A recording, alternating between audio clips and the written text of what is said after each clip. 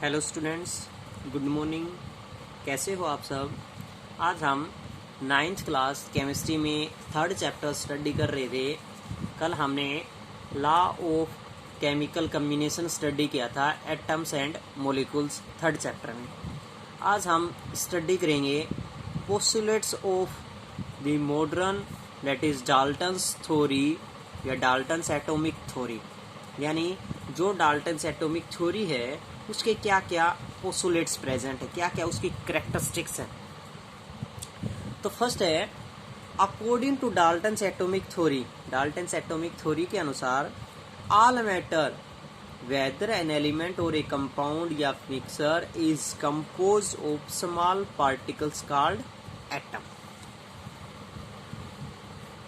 जो कोई भी हमारे पास मैटर होता है वो मैटर चाहे किसी भी एलिमेंट से मिलकर बना हो, किसी भी कंपाउंड से मिलकर बना हो, या फिर कोई भी एक मिक्सर हो, किससे मिलकर बना होता है, वो is composed of small particles called atoms. किससे मिलता है, वो स्मॉल पार्टिकल्स एटम से क्रिएट होता है। The postulates of this theory may be stated as follows. जो पोस्टुलेट्स थी, जो कैरेक्टरिस्टिक थी, जो डाल्टन्स थ्योरी ने दिए थे, जिस बेस पर डाल्टन्स एटॉमिक थ्योरी क्रिएट हुई थी, वो पोस्टुलेट्स कौन कौन से हैं। फर्स्ट है all matter is made of very tiny particles called atom. जो कोई भी एक मैटर होता है वो small particles, very tiny particles से मिलकर बना होता है, दैट आर कॉल्ड एटम।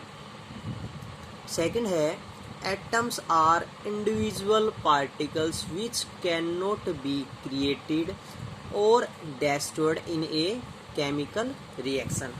ये हम स्टडी कर भी चुके हैं। किसमें किया था, law of conservation of mass, that is mass can neither be created nor be destroyed। तो इसमें यही है कि जो एटम होता है वो एक इंडिविजुअल पार्टिकल्स होता है which cannot be created or destroyed in a chemical reaction, जिसको हम किसी भी केमिकल रिएक्शन में ना तो कम्प्लीटली क्रिएट कर सकते हैं और ना ही कम्प्लीटली डेस्ट्रॉयड कर सकते हैं।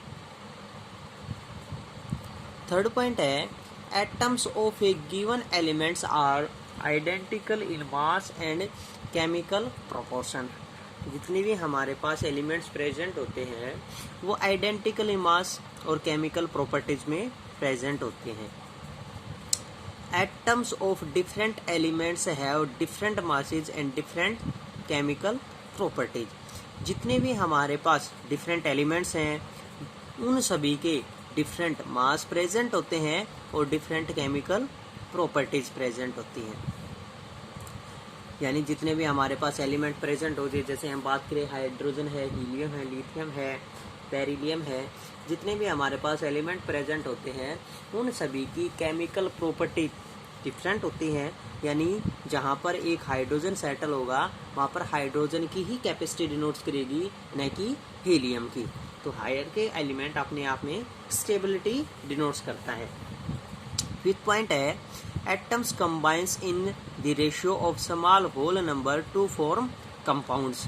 यानी जितने भी एटम्स हैं कंबाइन होकर कंपाउंड्स की फॉर्मेशन क्रिएट करते हैं वो स्मॉल होल नंबर रेशियो में प्रेजेंट होते हैं।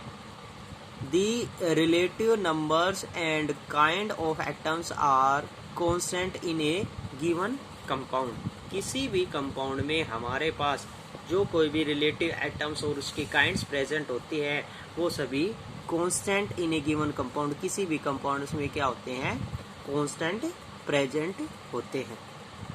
तो ये थी हमारे पास postulates of Dalton's atomic theory, यानी जो डाल्टन्स एटॉमिक थ्योरी थी उसकी क्या क्या पोस्टुलेट्स थी। तो इन सभी के बारे में अच्छे से स्टडी करना कि what are the postulates of Dalton's atomic theory.